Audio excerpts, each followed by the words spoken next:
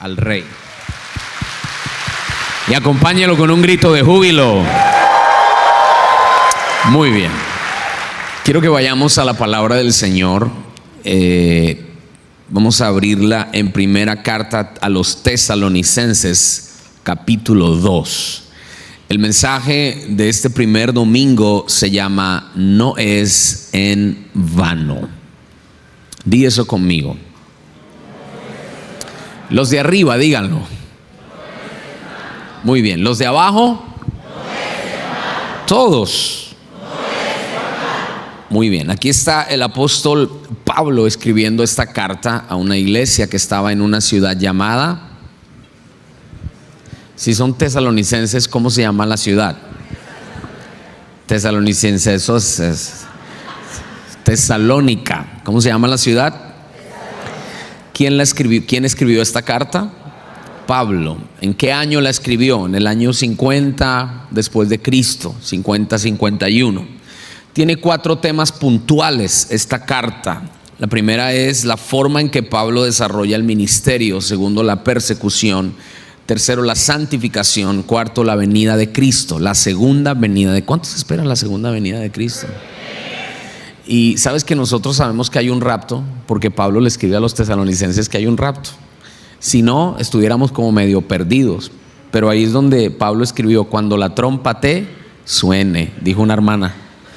No es cuando la trompa te suene, cuando la trompeta suene. Algunos están dormidos. Es que había una abuelita que cantaba: cuando la trompa te suene en aquel día final. No, la trompeta.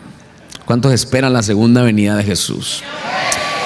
Pero quiero ponerte un contexto histórico de cómo Pablo inicia la iglesia en Tesalónica. Resulta que Pablo está en Asia.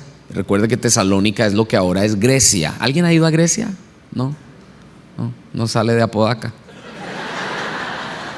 Resulta que Pablo está en Asia y Pablo tiene un viaje que se propone, ir a Bitinia, y el Espíritu Santo no se lo permite. No fue el diablo, fue el Espíritu Santo. Y el hombre luego intenta continuar su viaje misionero, su mapa de ruta en Asia, y luego el Espíritu Santo se lo prohíbe. Entonces él se queda como en stand-by, como decimos, quieto, y una noche tiene una visión de un varón macedonio. Ahora, esa visión de un varón macedonio no era como un varón de los que él estaba acostumbrado a ver. Era la imagen de un hombre tipo Alejandro el Grande, así bien, una imagen de un hombre de verdad, no como los de ahora, un hombre de verdad. Y en esa visión, ese varón le decía a Pablo: ¿no saben? Se los voy a decir. Pasa y ayúdanos. Pasa y ayúdanos. Él entendió entonces que su viaje no era hacia Asia, que tenía que cruzar el charco e ir a Grecia, hacia Macedonia.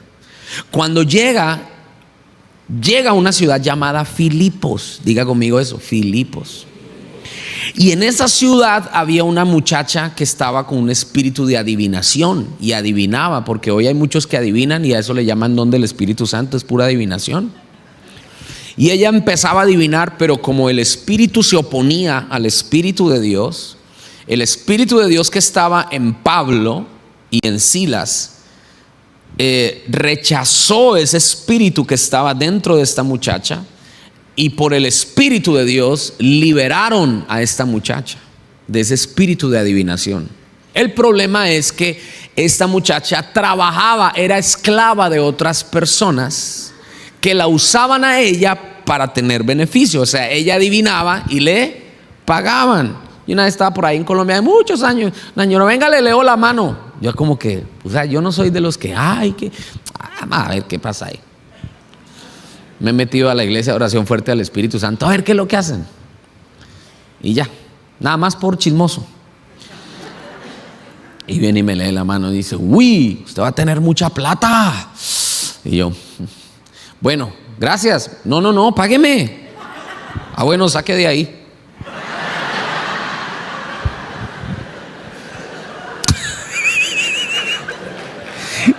No aplauda esas boberías. Pero a esta muchacha adivinaba y sacaban plata. Entonces los dueños de ella se enojaron tanto que se fueron en rastra contra Pablo y Silas. Los meten presos. Y cuando los meten presos, los metieron al fondo, al cepo. El cepo era un asunto de madera, un pedazo ahí puesto con cadenas de pies, de manos. Ellos no podían ir al baño, tenían que hacer sus necesidades. Les dieron varilla, les rompieron huesos, les sajaron la espalda. Todo por predicar el evangelio de Cristo. Pero dice la Biblia que en la noche, mientras los presos estaban ahí, Pablo y Silas cantaban. Y la cárcel tembló y las cadenas se rompieron, las puertas se abrieron. Ustedes saben lo que pasó, ¿se acuerda? ¿Se acuerda? No, usted no estaba ahí, que dice que se acuerda. Y un carcelero, al no tener luz, se quiso suicidar. Ellos le dijeron: no, todos estamos acá, no te quites la vida. Y el carcelero les hizo la pregunta más importante que un hombre se tiene que hacer en su existencia: señores, ¿qué debo hacer para ser salvo? Qué bonita esa pregunta. Oye, la gente, uno le pregunta eso hoy. Señores, ¿qué debo hacer? No les dijo ni pastores, apóstol, profeta, apóstol Pablo. No, señores, ¿qué tengo que hacer para ser salvo? Cree en el Señor Jesucristo y serás salvo tú y toda tu casa. Y ahí empieza la iglesia, en la casa de este hombre. Pero de ahí ellos salen a una ciudad llamada Tesalónica. Di conmigo, Tesalónica. Y cuando llegan a Tesalónica, está Pablo ahí con Silas por 3 semanas nada más, 21 días. ¿Cuántos días? 21. ¿Qué se puede hacer en 21 días? 3 semanas, 3 sábados fueron a la sinagoga. ¿Qué se puede hacer? ¡Nada! Despiértense, hermanos. Algunos ya están en el tercer cielo. Ya están allá en el cepo con el apóstol Pablo. No se puede hacer nada en 21 días, nada. Pero Pablo puso fundamento en esta iglesia. Pero por la persecución, diga persecución, Pablo tiene que salir huyendo de Tesalónica. Y deja como ese bebé que toca dejarlo ahí. ¿Entienden? Como ese proyecto que toca dejarlo ahí tirado. Y se va con esa carga de lo que pasó en Tesalónica. Dios hubiera querido estar más tiempo, como en Éfeso, 2 años, que hubiera querido, pero 3 semanas. Y se va, como dijo el salmista Alejandro Sanz, con el corazón partido. Y pasa un tiempo y envía a Timoteo, su hijo espiritual. Quiero que mires. No sé si tú sabías que muchas de las cartas del apóstol Pablo son una respuesta a una pregunta que él hizo. Por ejemplo, Filemón la carta de Filemón es porque vino alguien y le dio reportes. La carta a Filipenses es porque vino Epafrodito y le dio reportes. Entonces él, en respuesta, ¿qué él hacía? Enviaba las cartas de regreso. Va Timoteo a Tesalónica y, sorpresa, cuando llega a Tesalónica está tan hermosa como la iglesia Castillo del Rey La Fe. ¿Cómo le parece? Parece que ustedes son de otra iglesia, el Látigo de Jehová, ¿o de dónde son ustedes? Estaba como la iglesia Castillo del Rey La Fe. Entonces él viene y regresa, le dice: apóstol, la iglesia que dejaste en Tesalónica están firmes en la fe, han dado fruto, están creciendo en el Señor. En todo lado se escucha lo que ellos hacen. Y entonces Pablo, en respuesta a esto, les dice en el capítulo 2, el versículo 1: porque ustedes mismos saben, hermanos, que nuestra visita a vosotros no resultó vana. ¿No qué?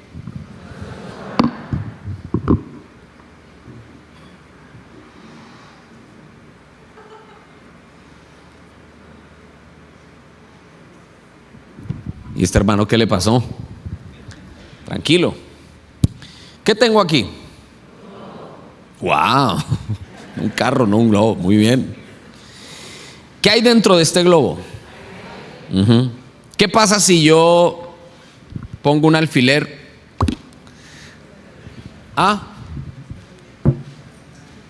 ¿Qué pasa? Gracias, mi hermano. ¿Qué pasa si yo le pongo un alfiler aquí y pincho este globo? ¿Cómo? ¿Por qué?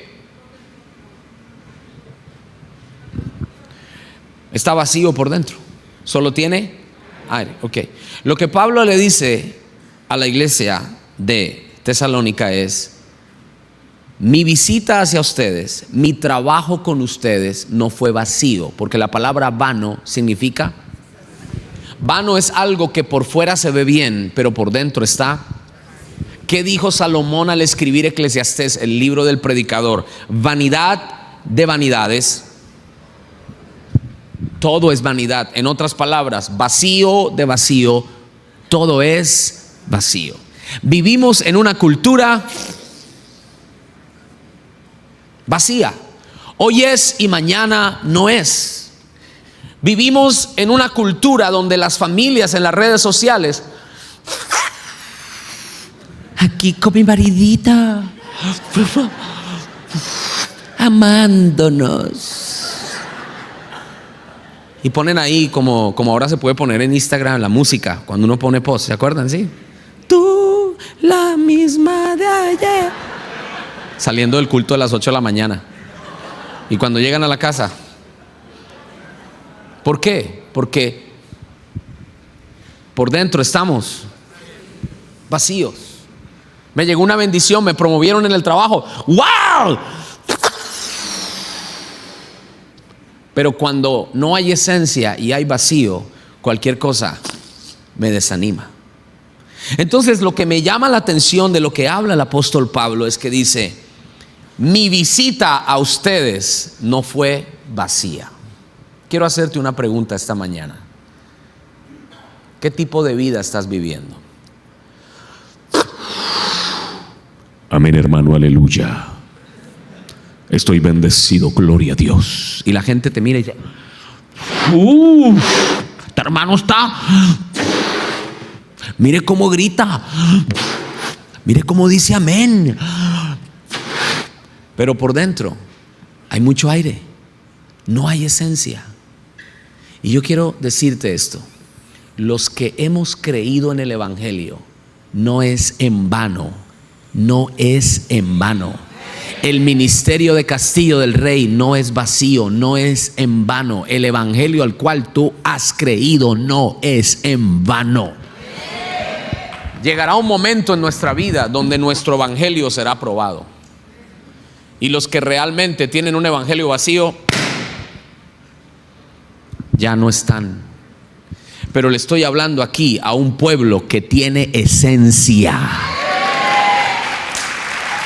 Bueno, parece que los de abajo nada más, los de arriba ¿qué?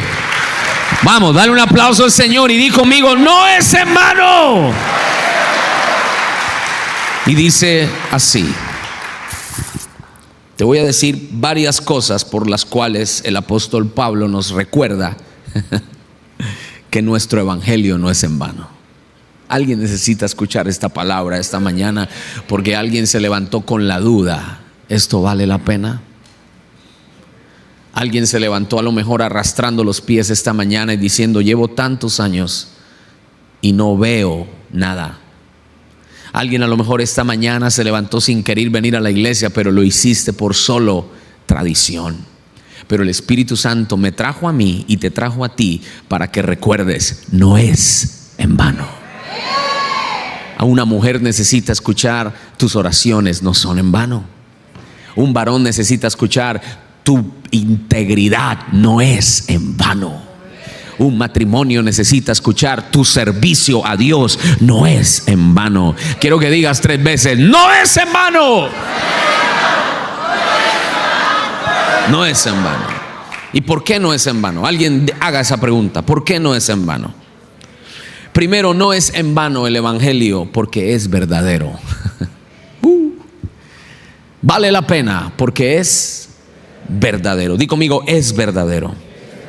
Y mira lo que dice el apóstol Pablo aquí. Versículo 3: porque nuestra exhortación no procedió de error. Diga conmigo: error. Ni de impureza. Di conmigo: impureza. Y tampoco fue por engaño. Di conmigo: el evangelio, el cual yo he creído, es verdadero. Y escucha esto: el apóstol Pablo nos muestra y le dice a la iglesia tesalónica: lo que yo les enseñé no fue de error, No les he enseñado una doctrina que no es. Me preocupa que hoy en día muchas personas confunden el evangelio. ¿Qué significa evangelio? Los de arriba digan buenas. No, pero así de buenas estamos mal. 1, 2, 3. Los de abajo digan noticias. ¿Qué es el evangelio? ¿Qué es el evangelio? Muy bien, buenas noticias. Pero la iglesia moderna ha confundido lo que son las buenas noticias y piensan que las buenas noticias del evangelio son todo va a estar bien. Las han confundido con el positivismo y no es así. Porque el evangelio de las buenas noticias del reino no son hablar de buenas cosas, sino es hablar de alguien bueno. Yo no he venido a hablarte aquí de cosas buenas que te van a pasar, como en muchas iglesias hoy se predica solamente de este mundo, solamente del éxito que el hombre puede tener en este mundo. No, eso no son las buenas nuevas. El verdadero evangelio es hablar de alguien bueno y se llama Jesucristo. Y déjame decirte esto, no es que todo va a estar bien. Yo tengo un poquito de problema con esa frase. Inclusive hay un amigo mío que escribió una canción muy bonita que se dice: todo va a estar bien, everything will be alright. Entonces todos se agarran a decir todo va a estar bien. No, yo entiendo que el corazón de esa canción es decir que Dios está en control, y eso es así, pero vamos a ser realistas. Let's be real. Not everything is gonna be okay. Hallelujah. Es que fluye más la unción si hablo en gringo. Pastor Paco, ¿me ayudas a traducir para que fluya más la unción? No, mira, escucha. No todo va a estar bien. O sí. A ver, no todo está bien o todo está bien. ¿Hay alguien aquí que diga: pastor, todo lo tengo bien? No. Porque si hay plata, a lo mejor estoy enfermo. Y a lo mejor estoy sano, pero me falta plata. A lo mejor estoy sano y tengo plata, pero mi mujer está enojada. Tengo plata, estoy sano y con mi mujer estoy bien, pero tengo un hijo que anda rebelde.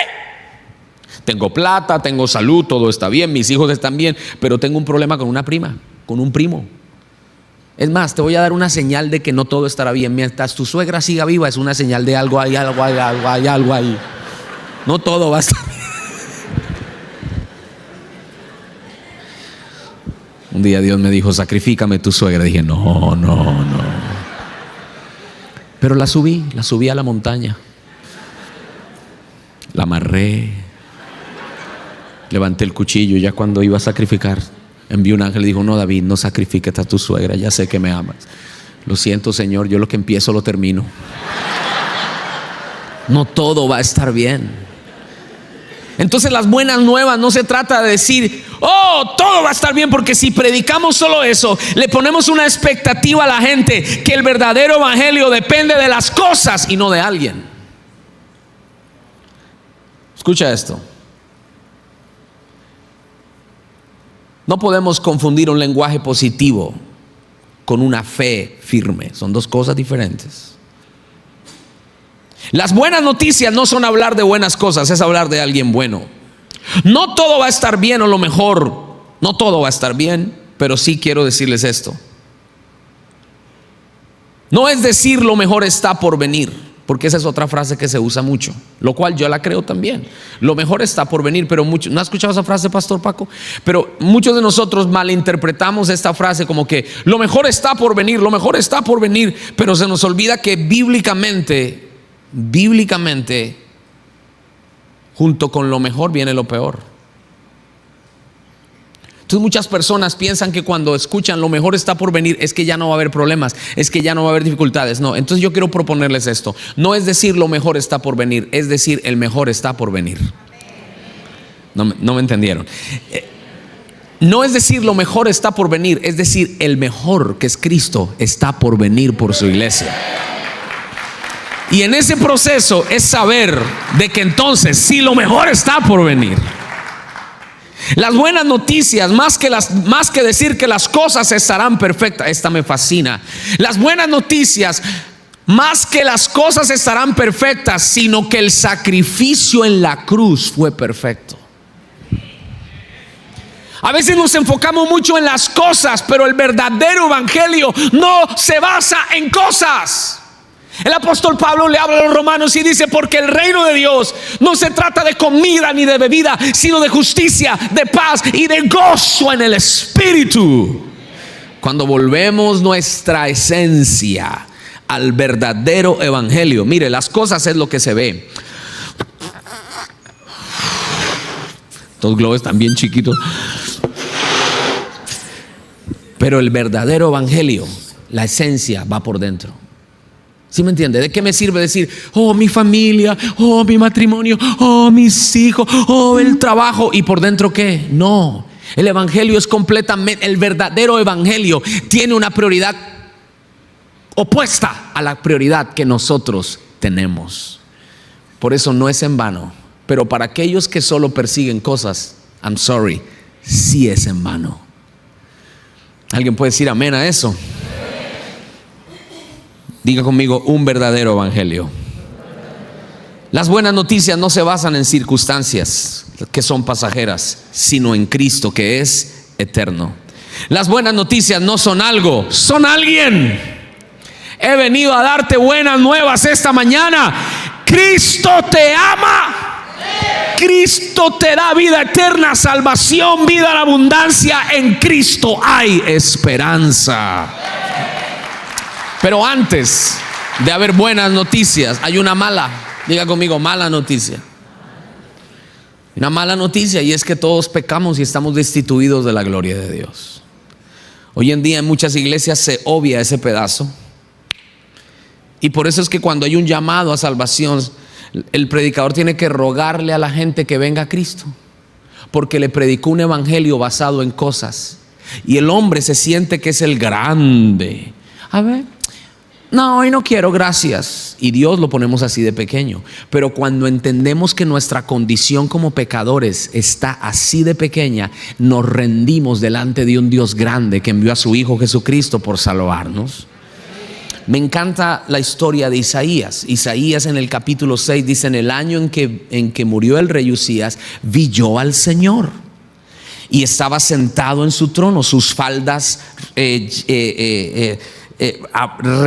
rebosaban, llenaban el templo, y había unas voces de ángeles, serafines, querubines que rodeaban el trono de Dios y lo siguen rodeando. O sea, la visión que tuvo Isaías no fue en ese tiempo solamente, es lo que está pasando ahora mientras usted está aquí bostezando a las 8 de la mañana. Decían: santo, santo, santo, santo, Jehová de los ejércitos, toda la tierra está llena de su gloria. Wow, impresionante. Y se estremeció el lugar con la voz que clamaba. Impresionante. Y cuando él vio esa gloria, ¿qué dijo él? Wow, tremenda visión. Wow, qué lindas las faldas del Señor. Wow, ¿eso qué será? ¿Eso son alas o aletas? Ah, mira, ese tiene, ese serafín tiene, ese serafín tiene 6 ojos. Uy, qué cosa tan terrible. Yo pensé que los ángeles no tenían ojos. ¿Y ese humo qué será? ¿Será que alguien está haciendo un asado por aquí? ¡No! Cuando Isaías vio la gloria de Dios, él no dijo: ¡ay, qué linda gloria! No, él dijo: los de arriba. Diga la palabra fuerte: ¡ay! No escucho. A ver, hay diferentes tipos de ay. Cuando alguien lo pellizca, ¿usted qué hace? Cuando alguien se pega en el dedo chiquito y le pone 2. ¡Ay, ay, ay, ay! De ahí salió, de Isaías 6 salió esa canción. Pero ese ay que dice Isaías no es un ay como el de nosotros. Ay, mi madre, ay, mis hijos. Ay, no, es un ay que es el ay que está en Apocalipsis, que habla de la ira de Dios. En Apocalipsis, ¿cuántos ayes hay? 7. Son 7 manifestaciones de la ira de Dios, pero no para los redimidos, para pagar con ira lo que el pecador ha hecho. ¿Cuántos quieren recibir la ira de Dios? Digan amén. Padre celestial, Señor. Pues claro, dormidos, ¿quién no? ¿Cuántos quieren recibir la gracia de Dios que nos salva de la ira venidera? Por eso Pablo le habla a los romanos y dice que nosotros, los que hemos creído por gracia, por fe, seremos salvos de la ira que viene para el mundo. Pero cuando Isaías vio eso, mírame bien, al encontrarnos con el verdadero evangelio, nos encontramos con nuestra verdadera realidad. Hoy en día hay muchos wows en la iglesia y pocos ayes. Wow, qué palabra, wow, que especialmente si es David Escarpeta. Yo lo entiendo, usualmente me pasa mucho. Wow, pero hay pocos ayes. O sea, quiero que pienses esto, porque es que el verdadero evangelio de las buenas noticias viene acompañada del mensaje de la cruz. Y cuando la gente se enfrenta con Jesucristo, con el evangelio de la cruz, el verdadero arrepentimiento me lleva a decir: ¡ay de mí! ¿Qué fue lo que vio Isaías? Él vio la gloria de Dios, pero vio también su pecado. ¿Sabes qué? Mientras tú no veas tu pecado, vamos a vivir un evangelio.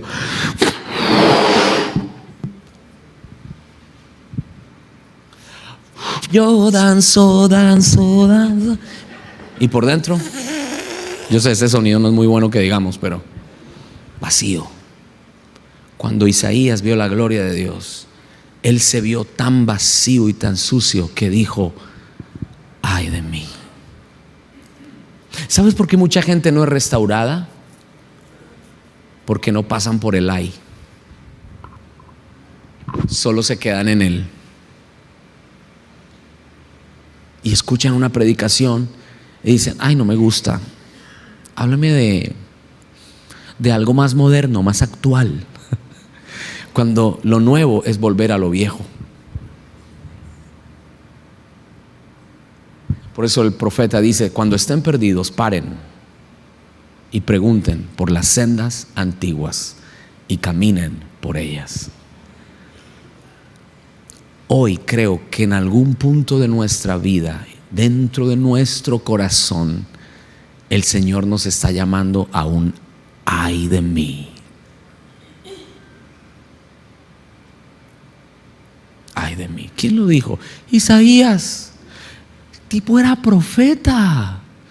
El tipo se la pasaba profetizándole a los reyes. Pero es que cuando alguien se encuentra con el verdadero evangelio, no hay nadie perfecto. Entonces he venido a decirte que mi predicación esta mañana para ustedes, Castillo del Rey, primer servicio de las 8 de la mañana, madrugadores del Señor, no es en vano. Porque he venido a recordarte algo que tú ya sabes y a decirte: vale la pena arrepentirnos y volvernos a Dios. El verdadero evangelio. Alguien diga: verdadero evangelio. Fuerte, diga: el verdadero evangelio. Y ahora, el verdadero evangelio no es como algunos lo ponen en la radio: yo predico la sana doctrina. No, algunos que no predican ladran. Tiran piedra acá, tiran piedra allá y se ufanan. ¡Ese es el verdadero! Los demás son... No, el verdadero evangelio es el que se basa en el sacrificio de Cristo, no en mis propias obras. Así que hoy el Señor nos está recordando que lo que estamos recibiendo es verdadero. Alguien diga: verdadero, verdadero. Vamos, diga: verdadero, verdadero. Dilo fuerte: verdadero, verdadero. Tal vez no terminaré de compartir todo este mensaje, pero quiero enfatizar esto. No sé si hay un hombre que venga y me ayude, un hermano aquí, un varón. Un aplauso para este valiente. Haga así. Bien. Ahora quiero 6 varones. Eso, quédese ahí. 6 varones, vengan rápido. 6 varones, hombres. Ah, la hermana se fue para el baño, perdón. 6 varones. Bueno, ya vengan, suban rápido, ayúdenme, hermanos, porque me quedan 5 minutos. ¿No le gustó la prédica, mija? Bueno, está bien. Mentira, echando broma. Venga. Párense aquí, 3 a un lado y 3 al otro, 4 y 4, como quieran. Muy bien. Y ustedes aquí. Mírense de frente el uno al otro. ¿Listo? Eso, muy bien. Me falta uno porque vinieron 7. Hermano, quédese ahí, que venga otro para que completar aquí venga rápido, uno que pase. Padre de la gloria. Tranquilo, hermano, que van a hacer solo el ridículo, vengan. Ahora necesito un hermano grande, un hombre grande de estatura y así, que esté bien bendecido. Padre, Señor. ¿Dónde están los somos hombres? ¿No vinieron? Ah, no, mire, quieto, Padre. Nadie quiere meterse en problemas con este varón. Venga, mijo, venga. Diga conmigo, verdaderos. Diga conmigo, Jesús es verdadero.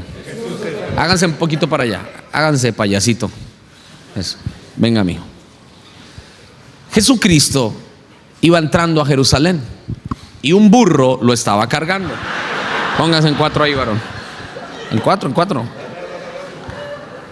Y Jesús iba montado en el burro. Espera. Y dice la Biblia que todo Jerusalén salió a recibirlo. ¿Y cómo lo recibieron? Espere, este burro quiere cargarme. Espere, tranquilo. Díganle al burro que se calme. ¿Cómo lo recibieron? Con palmas. ¿Y qué decían? Hosana, Hosana. Entonces todo el mundo digan con ellos. Vamos, dale. Hosana, Hosana, Hosana. Eso, bendito el que viene en el nombre del Señor. Vamos, díganos fuerte. Ahora sí, ande más rápido, burro, ande más rápido que tenemos que llegar. Muy bien. Un aplauso para este burro tremendo. Quédate ahí un momentico, escucha. Bueno, ya el burro está despedido. Escuche. ¿Qué decían? No sé si hay algún baterista que me ayude aquí o el grupo de alabanza que pueda ir subiendo. Hosana, Hosana, o sea, una fiesta y toda la ciudad salió. O sea, se pudiera decir que fue un tiempo de avivamiento, ¿cierto? Y estaba escrito por el profeta. Ahora, cuando pasa todo ese bullicio profético, se escuchaba muy lindo, pero Jesús sabía que Jerusalén está como este globo. Hosana, Hosana, Hosana. Pero después Jesús fue a probar qué había dentro de los que decían Hosana. Y después de semejante culto poderoso, Él llega al templo. Entonces ustedes mismos que están en Hosana ahora hagan así como que están vendiéndome animales y todo el asunto para el sacrificio. Entonces, venga, sí. Estos están aprobados por el sacerdote. Estos son perfectos para el sacrificio. Baratos. Estamos en promoción. Aquí tenemos palomas. Pase, barato como la carne de gato. Del hermano me está vendiendo tacos. No, mijo, eso no estaba en ese tiempo. Yo creo que hasta tacos vendían ahí.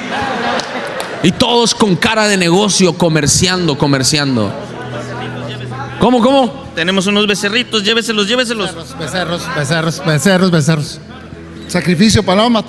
Buenos precios por esta orilla. El próximo se lo lleva al 50%, hermano. Este man sí tiene cara de vendedor, hermano. Este man les ganó a todos.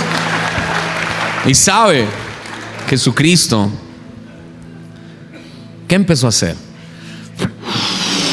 Él empezó a mirar lo que había dentro de Jerusalén y se fue al templo, porque el primer lugar para ir era el templo. Él no se fue al mundo. ¿Qué hace Cristo probando al mundo si ya sabe lo que en el mundo hay? Él viene a probar el verdadero evangelio en la iglesia.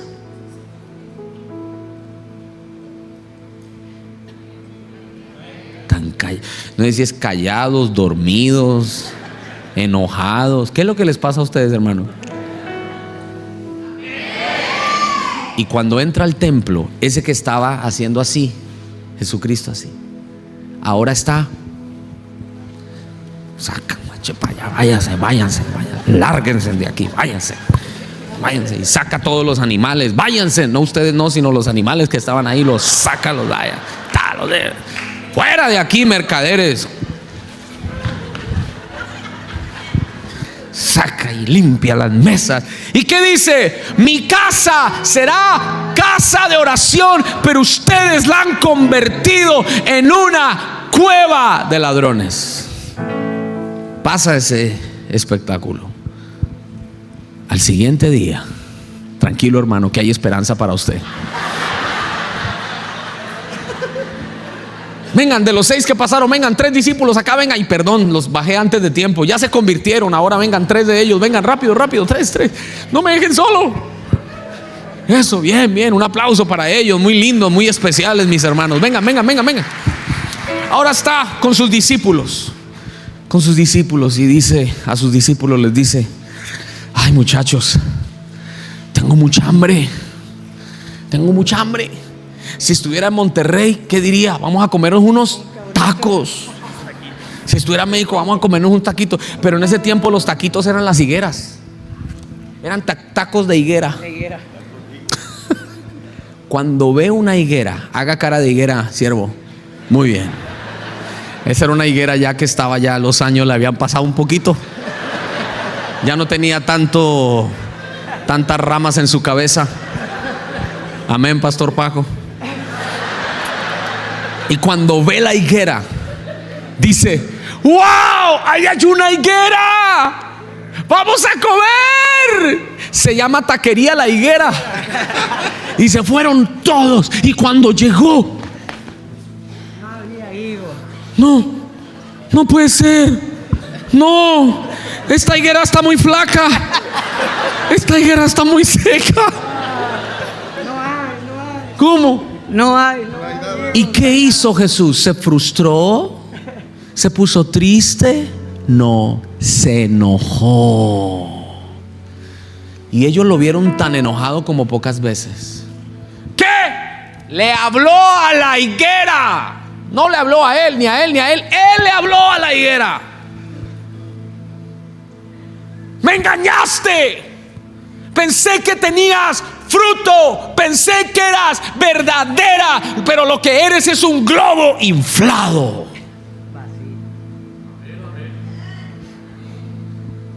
Nadie jamás vuelva a comer fruto de ti. Y la higuera,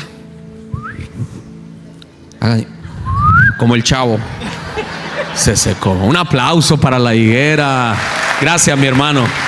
Tremendo. Un aplauso para los discípulos, la higuera, qué lindo, gracias. Vamos, fuerte ese aplauso para ellos. Mira, cuando Jesús vio la higuera, wow, mira cómo dice amén. Mira cómo da diezmos y ofrenda. Mira cómo levanta las manos, derramo el perfume. Vamos a buscar fruto. ¿Qué fruto? Alguien que me diga, ¿qué fruto Jesús está buscando? ¿Qué fruto? Fruto del Espíritu Santo. Fruto del Espíritu Santo. ¿Cuál es el fruto del Espíritu Santo? Amor, gozo. Entonces muchos vienen, servicio a las 8 de la mañana, aleluya, pero tiene un dolor y una rabia en contra de otra persona. Dios dice: ¿dónde está el fruto del amor? No hay. Oh, ¿dónde está el fruto del gozo? El fruto de la paciencia, del amor, de la benignidad, de la fe, de la templanza, de la mansedumbre. No hay. Wow. Entonces me hace pensar que los que son como este globo se parecen a la higuera. Terminan secándose. Pero Dios no te ha llamado a secarte, porque el evangelio que tú crees es verdadero. Que cuando Dios venga, que cuando Jesús venga y diga: déjame ver qué fruto tienes, diga: wow, voy a comer de esos frutos. Señor, aquí estoy. Soy una higuera. A lo mejor algunos solo tienen un fruto de 9. Lo único que tienen es benignidad, pero de paciencia no tienen nada. Pero estás en el proceso. Y esto, ay, perdón, que me emociono. Perdón, escuche. La clave es no engañarnos. Vuelvo a repetir, la clave es no engañarnos. El problema no es ser perfectos, es ser mentirosos. El problema es pretender. Yo estoy bien. No, no lo estás.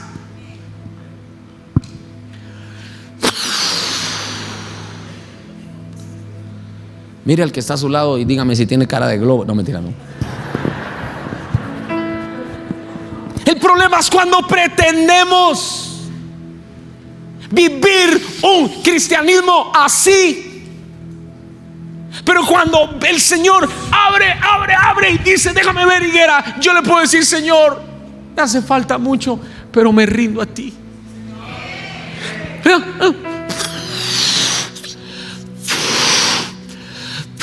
He inflado más globos que lo que he inflado en toda una fiesta. Señor, yo sé, el evangelio es verdadero, pero yo no he sido verdadero. Saca toda la hipocresía que hay dentro de mí. Escucha, esto es lo que soy. El Señor dice, eso es lo que esperaba que hicieras, porque no eres tú, es mi poder dentro de ti que te hace crecer.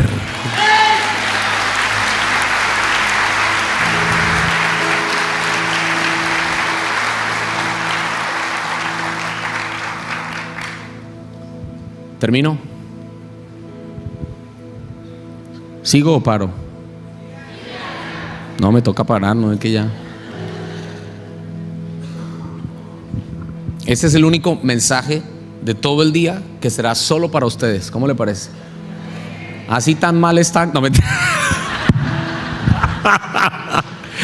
no, los otros 3 van a ser otras palabras. Oye, el Señor me ha dado palabra hoy para toda Castillo del Rey. Ha sido el Espíritu Santo. Pero quiero terminar con esto. Vale la pena porque es verdadero. Anota, vale la pena porque es puro. No voy a ahondar en eso por el tiempo. Vale la pena porque es puro. 3, vale la pena porque es aprobado por Dios. El evangelio, primero, di conmigo, es verdadero. Segundo, es puro. Tercero, es aprobado.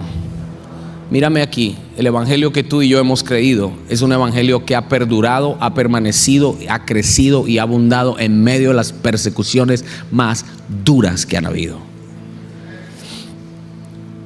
No tengo tiempo para ahondar esto, pero así como el evangelio es aprobado, los que creen en el evangelio también somos aprobados. Y quiero dejarte esto en la mente. Aquí está Jesús. Aquí está Jesús en el río Jordán, ¿ok? Él se está bautizando por Juan, ¿se acuerdan? Entonces se abre el cielo, viene el Espíritu Santo en forma corporal como de paloma. No es que el Espíritu Santo es una paloma, se manifestó en una manera corporal como de paloma. Y se escucha la voz del Padre diciendo, ¿cómo? En Él tengo complacencia. O sea, yo lo apruebo. Ese fue el sello de aprobación. Listo. Mírame. ¿Qué vino primero, la aprobación o el desierto?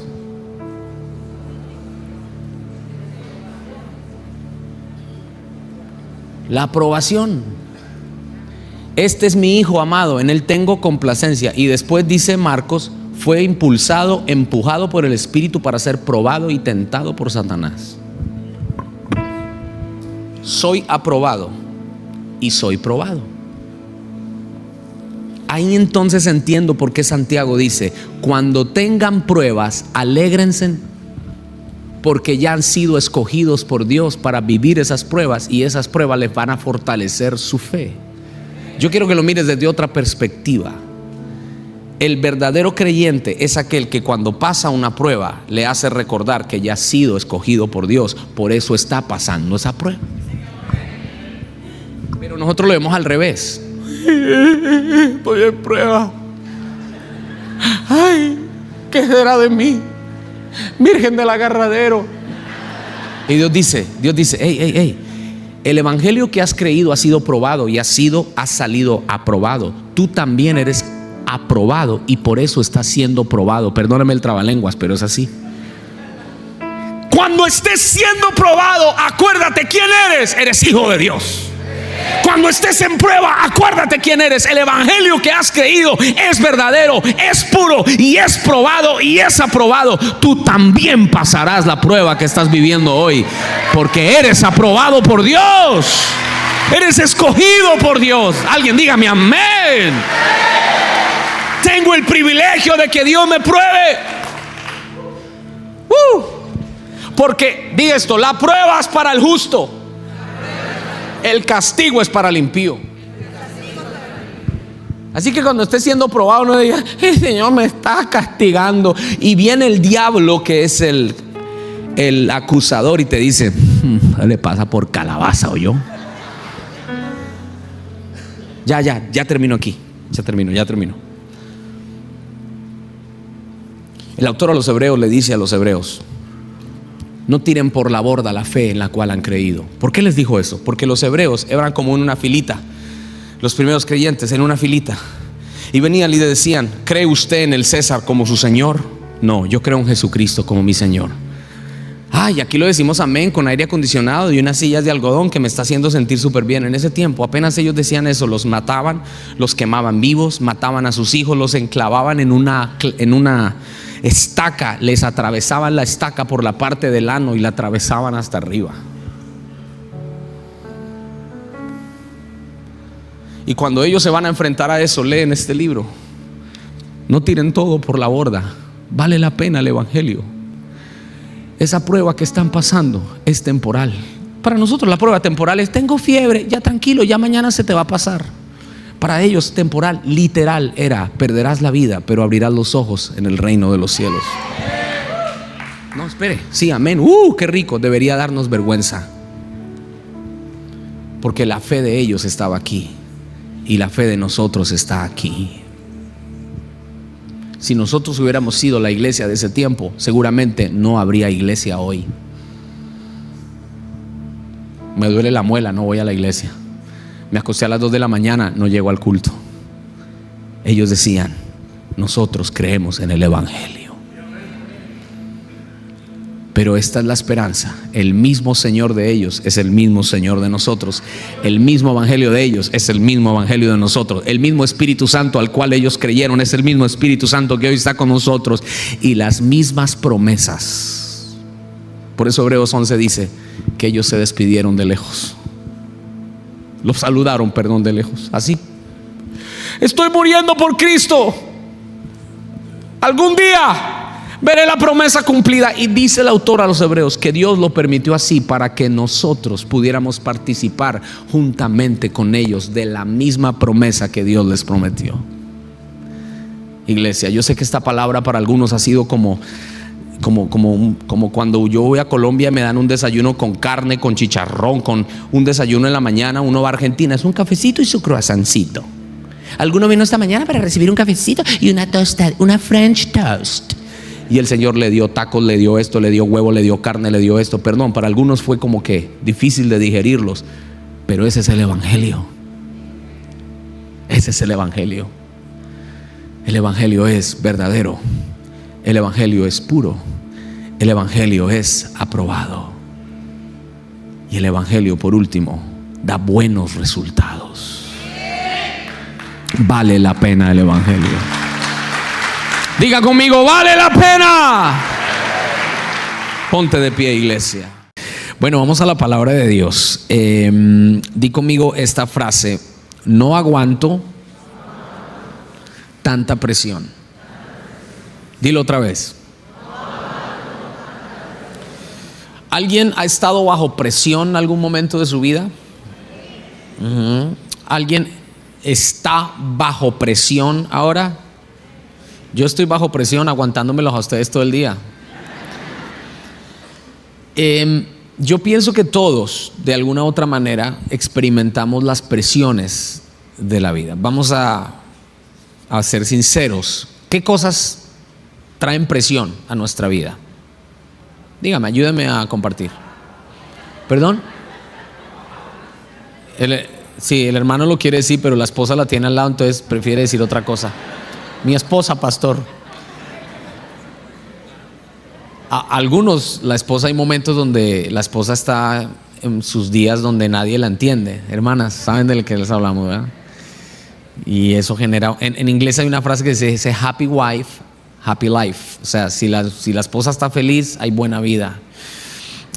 A veces la esposa en eso es una presión. A veces para la mujer el marido es una presión en algunos momentos, porque hay días que no estamos completamente como ubicados.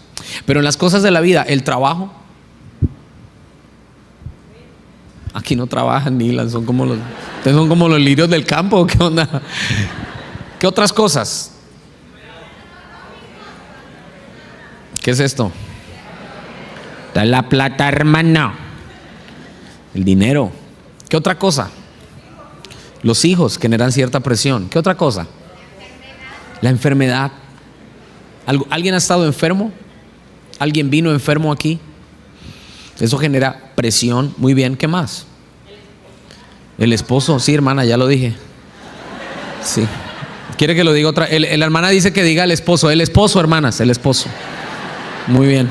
¿Alguien más? ¿Cómo? La discordia. Amén. Extienda su mano, vamos a orar por la hermana ya. La gente misma genera presión. ¿Ok? Ahora, hay presiones sanas y presiones no sanas. Por ejemplo, está la presión de ser responsable. ¿Eso es sano? Imagínense si a uno, en la casa, ¿quién es el que más presiona? ¿La mujer o el varón? ¿El varón? ¿La mujer o el varón? ¿Quién es el que está ahí? Que aquí hubo, por ejemplo, a ver. ¿Quién esta mañana fue la que empezó? Bueno, que nos vamos para la iglesia. ¿Quién fue la que empezó? ¿Sí ve que lo que dije? ¿Quién fue la que empezó? Ya supuse que fueran las mujeres. Son sanas presiones. Yo le doy gracias a Dios por mi mujer, que ella me presiona. Cuando me ve así que estoy así, ella empieza, bueno, mijo, ¿qué hubo pues, hermana? Ay, vale, pues, Raquito, hágame el favor. Me presiona. Son buenas presiones. Pero hay presiones que no son buenas. Hay presiones que nosotros mismos nos echamos por nuestros pecados, nuestros errores, nuestras malas conductas. Es más, muchos de nosotros lidiamos con problemas que Dios no nos puso. Fue porque somos cabezones y son presiones. Hoy quiero traerles una palabra de un hombre que tuvo presiones muy fuertes en la vida. Y este hombre fue el apóstol Pablo. Y quiero que vayamos a 1 Corintios. Y cuando entramos a la carta a los Corintios, segunda a los Corintios. Segunda a los Corintios, entendemos que el apóstol Pablo escribe esta carta a los Corintios. Y quiero ponerte en contexto. Corinto, alguien diga esa palabra, Corinto. Corinto era una ciudad donde la iglesia de Corinto fue una de las que más dolor de cabeza le dio a Pablo. Por ejemplo, habían iglesias que a Pablo le hacían sonreír, como la de Filipos. La iglesia de Filipos, una iglesia no tan rica económicamente como la de Corinto, pero era más generosa que la de Corinto. Pero Corinto, la iglesia de Corinto, eso le traía dolor de estómago al apóstol. Le generaba una presión esa iglesia. Y Pablo tenía la presión de la iglesia inmadura. ¿Alguien diga esa palabra? La iglesia inmadura de Corinto, pero también tenía la presión de los enemigos que habían afuera. Porque no sé si tú sabías que nosotros como iglesia tenemos enemigos allá afuera. Oh, tú piensas que es un club. No, it's not. Tenemos enemigos espirituales y aún enemigos humanos que quieren que esta obra se detenga. Quieren que esta obra se detenga, pero Castillo del Rey no la va a parar nadie, porque esta obra es del Espíritu Santo. Pastor, no te pedí permiso, pero me contaron un testimonio por ahí. Digo el milagro, pero no el santo.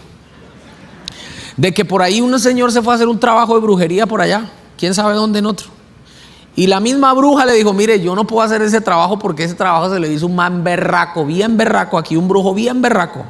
Y no en Monterrey, en otro estado, donde un estado donde la gente va allá a los brujos y eso. Por allá. ¿Ha ido por allá, hermano? ¿Qué? Y ella le dice, mire, yo no le puedo hacer ese trabajo, pero yo conozco un lugar donde se lo hacen. ¿Dónde? Vaya a Castillo del Rey La Fe. Allá le sacan todo ese chuquerío que tiene. Hasta los brujos mandando gente para acá. Diga conmigo, nada nos detiene. Pero no significa que no tenemos enemigos allá afuera. Entonces Pablo, como apóstol, tenía la presión de lidiar con una iglesia inmadura, carnal, inmoral, pero también tenía la presión de lidiar con enemigos externos. ¿Quiénes eran los enemigos de Pablo? Alguien hágame esa pregunta. Bueno, los enemigos de Pablo eran unos falsos apóstoles que lo hacían quedar mal frente a la congregación. Ellos esperaban a que Pablo no estuviera para caerle, como ese coquetón que está esperando a que el novio no esté para caerle a la novia. ¿Sí me entiende? Entonces, esos detractores aprovechaban la ausencia de Pablo para venir y degradar el testimonio de Pablo con la iglesia. Y no sé si tú has leído en algún punto, pero te animo a que leas 2 Corintios capítulo 10, 11 y 12. Esos 3 capítulos son cartas abiertas de Pablo. Tú lees todas las cartas de Pablo y te das cuenta que son de doctrina, de ánimo, pero estos 3 capítulos es el papá que abre el corazón con sus hijos. Es una carta tan personal. Estos 3 capítulos, Pablo defiende su ministerio, Pablo les abre el corazón, y yo aprendí mucho de estos 3 capítulos y lo resumí para traértelos esta mañana. Mira cuáles las presiones que tenía Pablo, por ejemplo, con la iglesia. Eran inmaduros e ingenuos. Mira lo que dice 2 Corintios 11:3. Esta es una de las cosas que Pablo, si lo puedes poner, 2 Corintios 11:3, le dice así: pero temo que como, no el hermano Temo, sino que Pablo tenía temor. Tengo miedo. Me acordé. Tengo miedo. Bueno, no saben de qué le estoy hablando. Tengo miedo de que como la serpiente con su astucia engañó a Eva, vuestros sentidos sean de alguna manera extraviados de la sincera fidelidad a Cristo. En otras palabras, ustedes son personas que se dejan envenenar fácilmente, engañar fácilmente. Ese era un temor de Pablo. Hablemos de los enemigos que tenía Pablo. Tenía enemigos que como dije antes, ¿cómo se dice cuando alguien empieza a hablar mal de otra persona? Lo denigran. Y lo tenían en poco. Alguien diga eso, lo tenían en poco. En otras palabras, cuando Pablo llegaba a Corinto, todo el mundo lo veía como que, ¿y este quién es? Ese es Pablito. ¿Por qué? Porque cuando Pablo empezó la iglesia en Corinto, empezó trabajando haciendo carpas con Aquila y Priscila, matrimonio. Y lo veían a Pablo trabajando de obrero en el día y en la noche predicando. Y eso, en vez de traer realce, wow, tremenda diligencia que tiene el apóstol Pablo, lo vieron y lo tuvieron en poco, porque en la mente de muchos quedó Pablo el constructor, pero no Pablo el apóstol. ¿Estoy aquí? Entonces, cuando Pablo empieza a lidiar esto genera una presión en la vida de Pablo, de tal manera que el apóstol Pablo tiene que lidiar con esta presión. Quiero que nos pongamos en los zapatos de Pablo. Tienes una iglesia que estás amando y pastoreando, que es una iglesia carnal, inmadura, que se deja engañar, y fuera de eso tienes a los líderes espirituales de la ciudad, que son falsos apóstoles, hablando mal de ti. No sería un escenario perfecto para alguien que desarrolla ministerio. Pero aquí yo aprendo algunas lecciones que Pablo me da y yo quiero compartírtelas. Cuando estés bajo presión, crece en mansedumbre. Es lo primero, anótala. Cuando estés bajo presión, crece en mansedumbre. Las presiones y las pruebas que Dios permite es para que crezcamos en...